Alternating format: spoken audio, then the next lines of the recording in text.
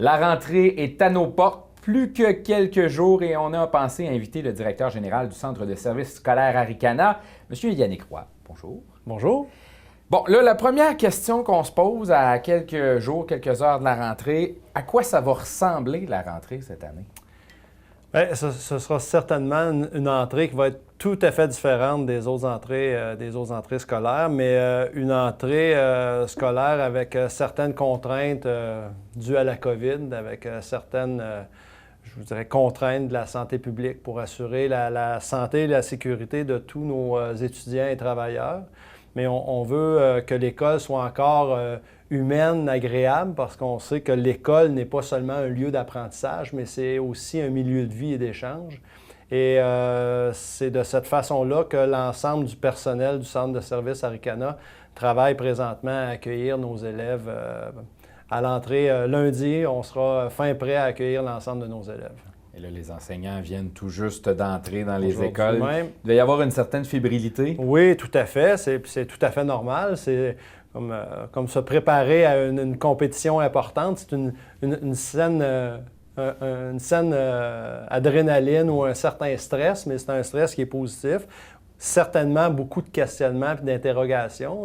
Nous, pour la plupart des directions d'établissement, des cadres, ça fait quand même quelques semaines qu'on est au travail. On a préparé pour le macro, je dirais, pour l'organisation scolaire, mais là, les enseignants, avec leur expérience, leur connaissance du milieu aussi, vont amener leur côté, leur petit côté pour chacun des milieux. Puis c'est comme ça qu'une équipe, dans le fond, on trouve les solutions à nos problématiques ou nos situations de vie qu'on va vivre là, dans les prochains jours avec l'entrée.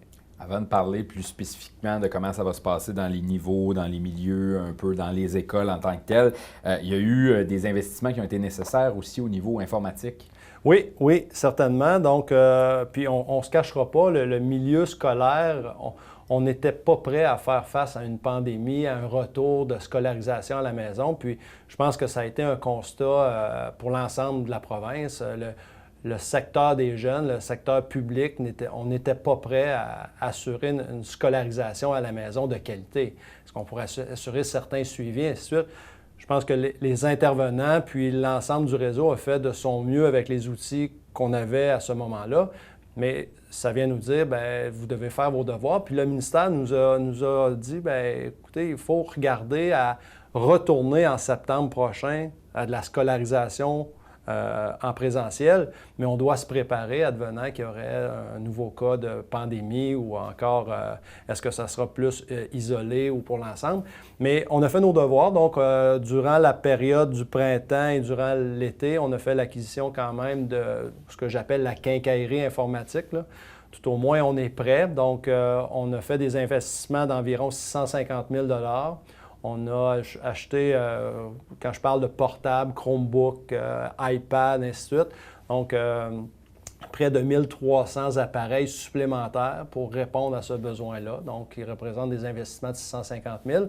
On a choisi aussi, dès l'entrée scolaire, considérant que nos élèves de 4e et 5e secondaire sont souvent en fin de parcours pour la diplomation, qualification, et ainsi de suite. Donc, dès l'entrée scolaire, tous les étudiants de secondaire 4, secondaire 5 auront un appareil, un portable pour se préparer éventuellement. On a choisi aussi une plateforme parce que c'est beau d'avoir la quincaillerie, mais il faut avoir aussi une plateforme d'échange qui est conviviale. Donc, on a choisi une plateforme Teams là, avec les enseignants. Plusieurs enseignants ont développé aussi l'expertise au printemps. On a demandé pour l'entrée scolaire qu'ils se préparent advenant qu'on retourne en pandémie. Et une des orientations de notre organisation, c'était de préparer les étudiants aux nouvelles compétences du 21e siècle. Bien, dans notre plan stratégique, je pense qu'on est directement dedans et l'ensemble des intervenants travaillent à développer cette expertise-là. Donc, je vous dirais que l'an passé, au printemps, on avait peut-être une note de 25 %. Bien là, je dirais qu'on est pas mal plus à une note de passage à 70-80 puis à la fin de l'année, bien, on va avoir développé cette expertise-là, mais ça prenait quand même des investissements importants. Vous parlez de ce fameux retour en pandémie possible. On va regarder différents scénarios ensemble. Comment on entrevoit justement, peut-être la future présence d'un ou de plusieurs cas de COVID-19? Donc ça, le plan de match est bien établi par la santé publique et le ministère. À ce sujet, si les gens nous suivent un petit peu là, sur le Facebook ou encore sur le site du centre de service, il y a des indications. Il y a une fiche, entre autres, une fiche signalétique qui indique très bien aux parents chacune des étapes. Si je vous résume rapidement, en cas de, par exemple, qu'il y aurait des cas isolés dans certains milieux, est-ce que ça va arriver? Probablement durant l'année scolaire. Donc, le cas peut se déclarer à l'école. Si ça peut être des symptômes, donc soit une grippe, un nez qui coude, la fièvre, ainsi de suite. Donc, nous, il y a déjà un protocole à l'école d'identifier. L'enfant sera retiré immédiatement, sera dans un local spécifique, donc il sera isolé, mais en présence d'un intervenant de l'école. L'intervenant de l'école a tous les équipements de protection, les EPI nécessaires, communication avec le parent immédiatement, retour à la maison.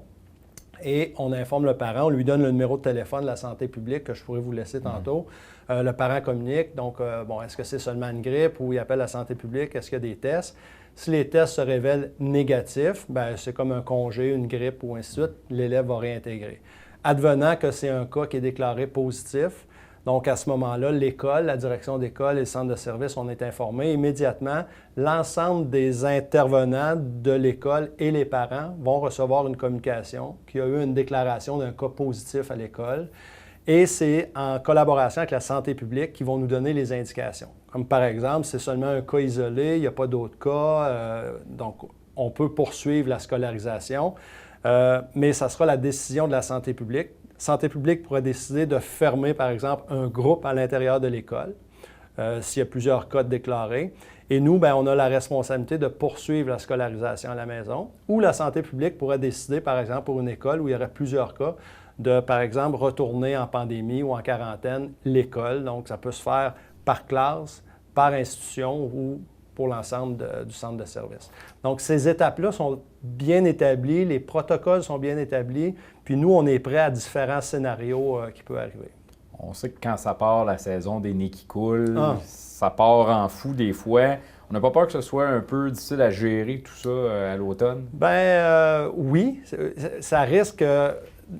On risque d'être confus entre, est-ce que c'est seulement une grippe, est-ce que, le temps des allergies, puis j'y pense à toutes les années dans le milieu scolaire, quand on arrive à la période de novembre ou en février, il y a les gastro aussi, c'est sûr que la gastro, on est capable de faire la distinction entre une gastro, une grippe ou le COVID, mais entre la grippe et le COVID, on voit que les symptômes, donc c'est sûr que ça va amener un certain niveau de stress ou d'incompréhension. Mais je pense qu'avec la santé publique, avec les intervenants qui sont là, puis les parents aussi, il va y avoir des ajustements à faire. Mais effectivement, pour s'assurer de la santé de tous, nous, on préfère retirer que ce soit un membre du personnel ou un enfant. Quand on a des symptômes ou des reliés à la COVID, il y a un retrait temporaire des personnes. Puis après, c'est la santé publique qui est prise en charge. Puis j'imagine que ça va être... les gens vont s'ajuster avec le temps, mais... Oui, ça risque d'amener certains conflits ou incompréhensions, puis on va vivre avec ça, puis on va s'ajuster en conséquence. Rendu là, on ne peut qu'espérer que les délais de test soient assez rapides cet automne. Ouais. Je vous amène sur certains points un peu plus précis. On en parlait hors d'onde, passe-partout, maternelle 4 ans, savoir comment ça va fonctionner cette année de ce côté-là. Oui, de un, pour les maternelles 4 ans, une bonne nouvelle, on a réouvert 3 groupes présentement. On est rendu à 9 groupes. Donc, 9 groupes qui sont situés surtout en milieu rural, donc dans les municipalités, pour les maternelles 4 ans, maternelles 5 ans. Donc, nous avons les autorisations de la santé publique pour la rentrée progressive qu'on connaît avec les parents. Donc, chaque milieu, tout dépendant de la grandeur du local, du nombre d'élèves, parce qu'on a des groupes à géométrie variable, on peut avoir des groupes à 18, on a des groupes à 6. Donc, chaque école a la responsabilité de soit former des sous-groupes, mais la présence des parents est possible. Donc, la présence des parents est possible avec les contraintes imposées par la santé publique. Donc, port du masque si les parents accompagnent leur enfant pour des activités et le respect de la distanciation pour les parents du fameux 2 mètres avec les autres intervenants ou les autres enfants. Mais il sera possible lors de la rentrée progressive, soit pour le programme Passe-Partout ou encore pour les maternelles 4 ans, la présence des parents, mais avec certaines règles de santé publique. On se demandait aussi au niveau du fonctionnement des classes, comment ça fonctionne. Cette année, on avait parlé donc de rester les groupes de classe ensemble, de changer les enseignants. Ça fonctionne comme ça ici? Oui, ça fonctionne toujours comme ça. Mais pour le primaire, on connaît le primaire. Donc, le primaire, c'est surtout un titulaire qui enseigne plusieurs matières. Pour le primaire, on a aussi les autorisations. On va pouvoir avoir de l'éducation physique, de la musique. Ça se fera de façon différente, mais on peut utiliser les aires communes, contrairement à ce qu'on a vécu au printemps où les aires communes, gymnase, bibliothèque, tout ça était fermé. Présentement, on peut les utiliser, mais avec désinfection entre les groupes. Et pour le primaire, même chose pour le secondaire. Maintenant, on travaille avec ce qu'on appelle une famille. Donc, un même groupe au niveau de la famille, quand ils seront les enfants, par exemple, une classe de deuxième année, bien, au niveau de cette famille-là, il n'y a plus de distanciation. On les considère comme une famille. Donc, les règles de distanciation entre les enfants ne s'appliquent pas. Donc, ils n'auront pas le port du masque, ainsi de suite. Par contre, avec l'intervenant, avec l'enseignant ou le titulaire ou les spécialistes qui vont aller en classe, là, il y a le respect du 2 mètres. Donc là, si on n'est pas capable de respecter le 2 mètres, bien, c'est l'utilisation des EPI, visières et lunettes pour les intervenants. Mais au niveau des groupes, donc on parle du groupe fermé. Puis pour les dîners ou les déplacements, récréation, bien, ce sera des modulations d'horaire que les directions d'école ont fait pour s'assurer que les groupes, il y a le moins possible de croisement ou de mixité entre les groupes. Puis les groupes, c'est une distance minimale d'1 mètre. Donc, tous les déplacements ont été prévus en conséquence, la récréation. Certaines écoles ont déterminé des lieux aussi pour le dîner parce que ça devient aussi problématique dans certains milieux. Donc, certains vont dîner dans leur classe, d'autres vont avoir des secteurs attitrés au niveau de la cafétéria, donc ce sera toujours le même groupe, donc pour éviter la mixité au niveau des personnes et des groupes. Et pour le secondaire, c'est là le plus gros changement parce que le primaire, on le vivait quand même de cette façon-là avec le titulaire, un groupe fermé la plupart du temps. Pour le secondaire, par contre, on se souvient tous de notre passage au secondaire où on a des horaires, des groupes qui sont vraiment décloisonnés. Je peux commencer en français ma première période. Quand je m'en vais en mathématiques à l'autre, je peux être avec d'autres. Et c'est les étudiants qui changent de locaux, donc il y a toute une circulation. Mais avec les nouvelles règles, là, on doit faire des groupes fermés. Et maintenant, ce sera les enseignants qui vont se déplacer de groupe en groupe. Et le groupe, au même titre du secondaire, doit rester un groupe qui est fermé. Donc, le groupe fermé, toujours le même principe, ça demeure une famille, un îlot. Donc, pas nécessairement de distanciation entre les élèves. Par contre, quand ils auront à se déplacer dans l'école, ainsi de suite, dans les aires publiques, port du masque. Mais à l'intérieur du local, une même famille. Donc, distanciation avec l'enseignant de 2 mètres, mais entre eux, pour une même famille, pas de distanciation pour les élèves. Est-ce que ça a eu un impact sur les cours à option? Oui. Donc, c'est sûr que toute l'offre, par contre, pour les offres d'options, il y a eu une gymnastique à faire.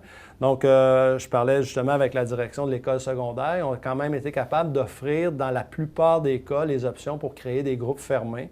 Donc, l'offre de service n'est pas aussi exhaustive que les autres années. On a dû réduire, mais quand même, il y aura une offre de service pour les options. Donc, on a réduit. Donc, de cette façon-là, on est capable de faire plus des groupes fermés. Même chose pour nos programmes sport-études. Donc, avec les fédérations puis certaines consignes du ministère, on a formé nos groupes. Jusqu'à aujourd'hui, on continue l'offre de service. Puis, les fédérations sportives ont aussi, eux, le contraindre. Quand l'étudiant athlète part avec sa fédération ou son sport, bien, eux aussi ont des contraintes de distanciation. Mais présentement, l'offre de service est là, mais avec des contraintes très serrées au niveau de la santé publique. On parle de garder les élèves par famille, par groupe.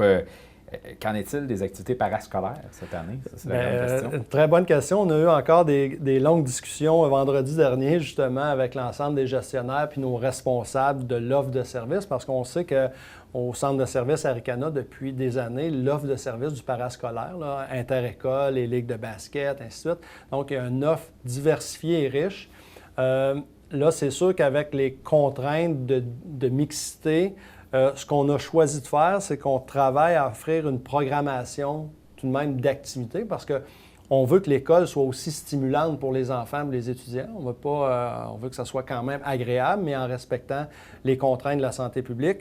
Donc, on a choisi dans une première phase jusqu'en octobre, jusqu'à l'Action de grâce, on va réfléchir à l'offre de service et ça sera offert plus au niveau de l'école. Donc, il n'y aura pas d'inter-école. Par contre, il y aura une certaine programmation avec des activités. On va profiter peut-être du beau temps de l'automne pour faire jouer les enfants à l'extérieur. Les éducateurs physiques et les gens qui préparent la programmation vont en tenir compte. Et au mois d'octobre, on verra où on en est rendu, comment la pandémie ou la COVID s'est-tu développée, ou on prendra d'autres décisions. Mais pour le parascolaire, ce sera limité au niveau de l'école. Donc, toutes nos activités de rassemblement, le championnat de cross-country, ainsi de suite, c'est sûr que pour l'instant, c'est annulé. Et ce sera des activités plus ponctuelles au niveau des écoles pour éviter, encore une fois, la mixité des groupes. Puis éventuellement, dans une phase 2, on fera peut-être des regroupements inter-écoles, mais pour certains secteurs. Puis c'est l'idée qu'on a présentement pour l'offre de services du parascolaire. On parlait tantôt des dîners aux primaires, au niveau du secondaire, au niveau de la cafétéria, parce que ça peut regrouper quand même plusieurs élèves. Comment on va fonctionner cette année? Le même principe. Présentement, je suis allé visiter l'école justement la semaine dernière. L'équipe s'affairait à trouver des endroits, donc des regroupements, donc des secteurs qui vont être déterminés pour certains groupes, certains étudiants. Donc, la cafétéria, ce ne sera pas une mixité pour tout le monde. Donc, certains secteurs seront réservés. Les plus grands défis dans la gestion du déplacement, c'est sûr que pour le secondaire, avec 1200 élèves dans nos 2 écoles, il y a un défi. On croit d'y arriver parce que je pense que les étudiants ont démontré avec les années, habituellement, sont très, très, très collaboratifs. On n'est pas inquiet de ce côté-là. On aura peut-être des petits ajustements à faire, mais il y a vraiment des secteurs qui seront déterminés. Puis c'est sûr qu'il y aura une offre aussi peut-être d'offrir pour éviter un rassemblement important, peut-être des heures de dîner différentes, ou peut-être d'offrir aussi pour ceux qui restent près de l'école, qui assistaient peut-être à des activités parascolaires, ainsi de suite, peut-être pour un certain temps d'avoir plus des dîners à la maison pour ceux que c'est possible, ainsi de suite. Donc, il y aura différents scénarios qui est présentement sur la table, mais vraiment des secteurs qui vont être attitrés pour respecter le groupe fermé.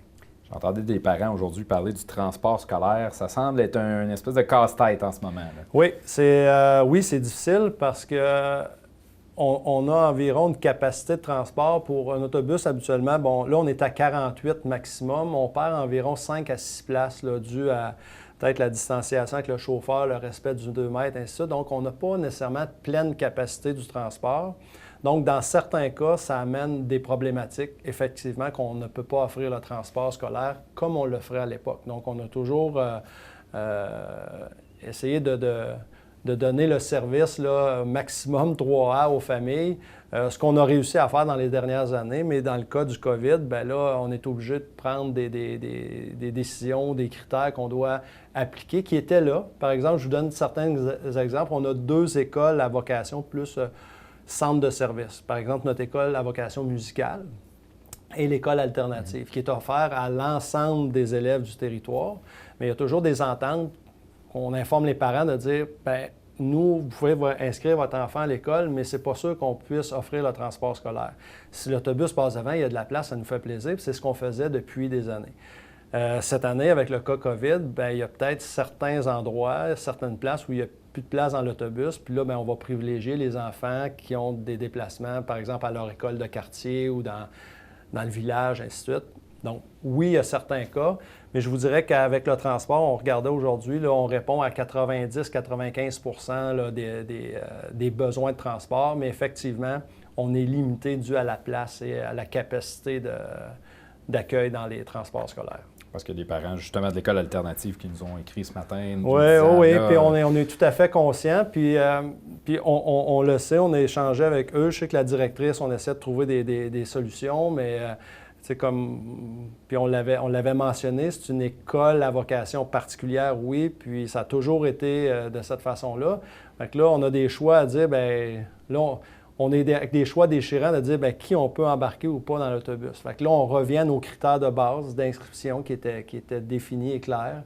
Je sais que ça cause certains problèmes pour certaines familles. Bon, on essaye de trouver des solutions, mais effectivement, on est limité par le transport scolaire. Parce que pour nous donner une idée, on a réduit la capacité des autobus. À quel point on module?